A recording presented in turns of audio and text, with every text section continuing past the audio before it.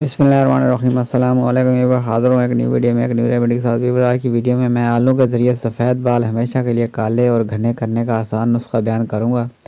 Weaver remedy बयान करने से पहले मेरी आपसे दरख्वास्त है कि अगर आप हमारे चैनल पर नए हैं तो हमारे चैनल को सब्सक्राइब कर दीजिए और साथ लगे बेल आइकन को प्रेस कर दीजिए ताकि हमारे आने वाली तमाम वीडियोज़ आप तक बर वक्त पहुँच सकें। आपका बहुत बहुत शुक्रिया।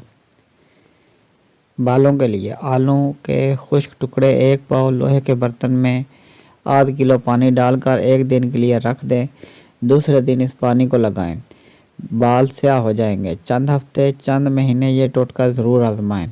काले और लंबे बाल, नारियल का तेल, मुट्ठी भर मेहंदी के पत्ते डालकर उबाल लें। रोज़ाना बालों पर लगाने से बाल लंबे और घने हो जाएंगे।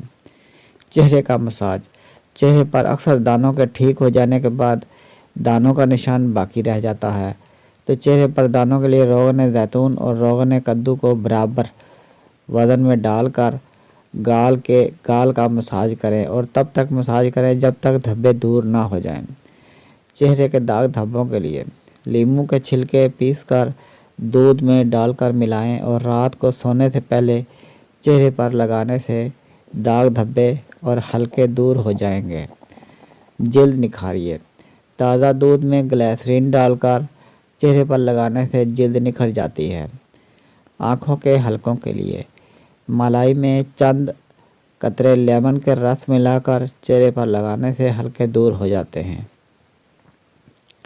पाँव की बदनुमाई के लिए नीम गर्म पानी में नमक डालकर पाँव इसमें रख दें। तकरीबन 20 मिनट तक रहने दें। इसके बाद कोई भी कोल्ड क्रीम लगाएं। मज़ीद पाँव की झुर्रियों के लिए पेट्रोलियम जेली को मुतासरा हिस्से पर लगाने से झुर्रियाँ ख़त्म हो जाती हैं। अब तक के लिए इतना ही। मिलते हैं नेक्स्ट वीडियो में एक न्यू रेमेडी के साथ। वीडियो अच्छी लगे तो लाइक कीजिए, शेयर कीजिए और हमारे चैनल को सब्सक्राइब कर दीजिए। साथ लगे बेल आइकन को प्रेस कर दीजिए ताकि हमारे आने वाली तमाम वीडियोज़ आप तक बर बार पहुँच सके। आपका बहुत बहुत शुक्रिया।